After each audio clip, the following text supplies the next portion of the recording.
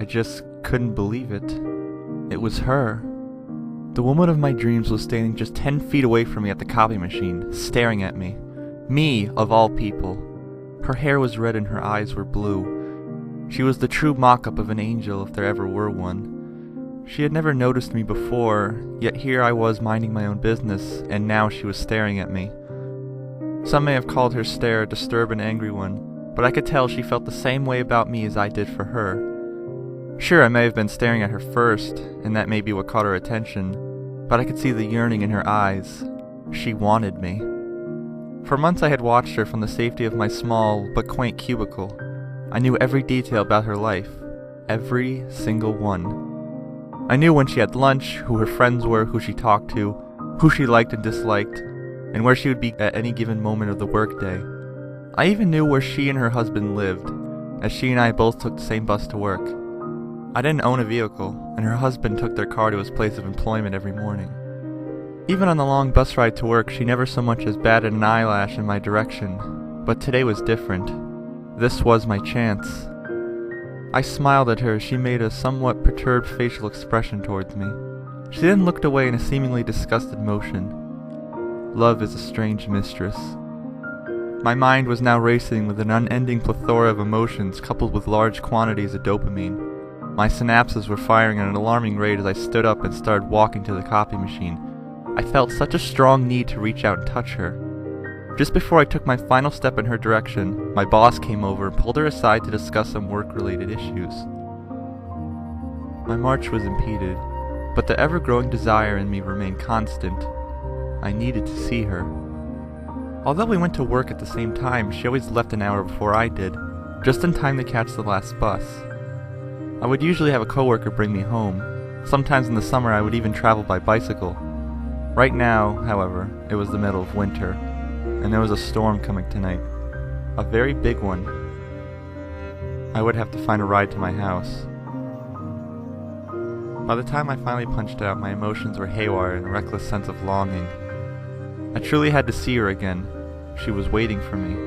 I could just feel it in each and every one of my eager bones. I had to see her now. I didn't even bother to ask anyone for a ride home. I just walked out of the building and started heading towards her house. I knew the route by heart.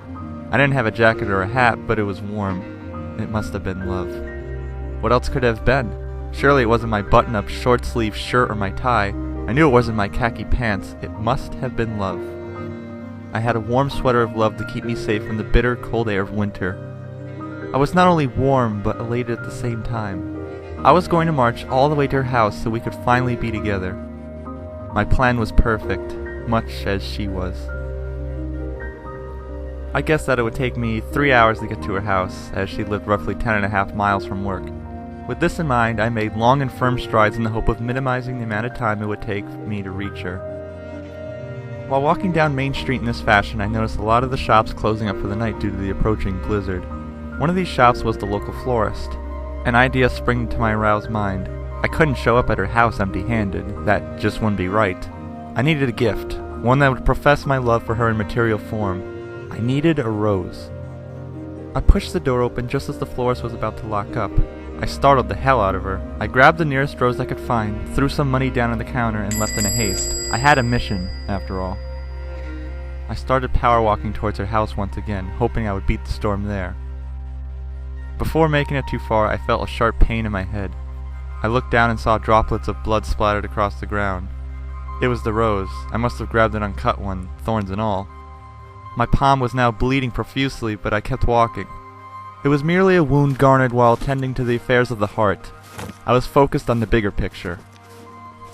I trudged through harsh winds, my pace never wavering. I could tell the storm was coming. I was now maybe a quarter of the way there.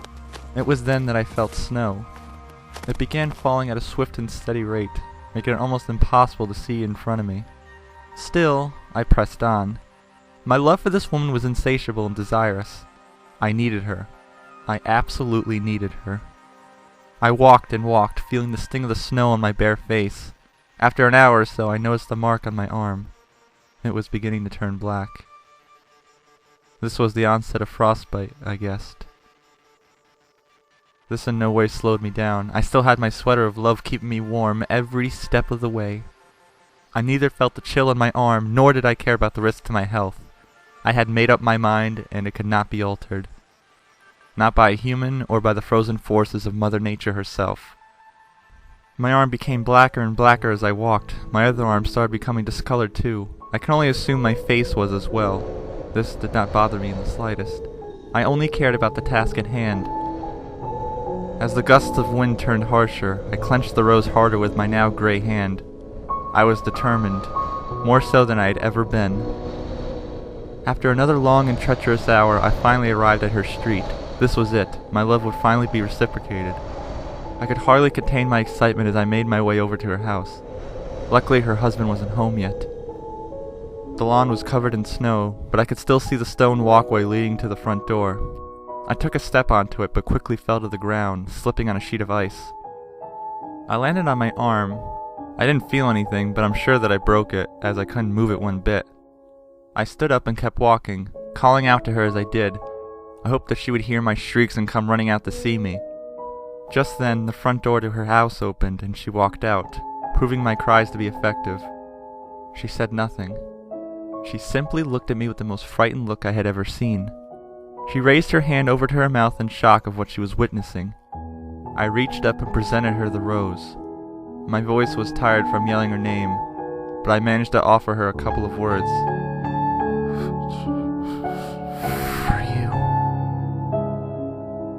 She stared at me for a second, just as she did earlier at work. Those eyes of disgust, that look of confusion. It was now turning into sheer terror. Love truly is a strange mistress. Before I could speak again, she began to scream. She screamed so loudly, in fact, that I had felt a sharp pain in my ears. This was the first time I had felt that pain at all during the long and arduous day. The second pain I would feel would be in my heart. I could tell that she was terrified of me. I may have looked odd and disfigured, but my love for her remained intact. Why couldn't she see this? Why was she doing this to me? How could she? Rage began to overcome my emotions. I couldn't handle the unrequited mess that had just been thrown directly in front of me.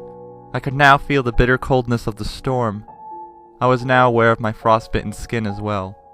The immense amount of emotional and physical pain I felt at this moment caused me to lash out at my one true love.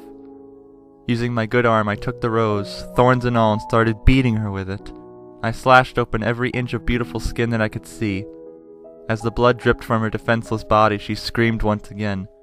I kept slashing at her skin over and over again, but she wouldn't stop. The sound of her voice pierced through the cold night as well as my ears. With one last swipe, I sliced open her throat with the rose. She finally stopped. Her lifeless body fell to the snowy ground. I lay down with her, trying to provide her with some warmth. She looked so faultless, so beautiful. She was staggering, even after death. I smiled, happy that she was no longer screaming, happy that I provided her with inner peace. She could now rest. We both could. I placed the bloody rose in between us and let our empty bodies envelop it.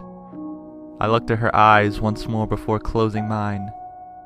Maybe now we could finally be together.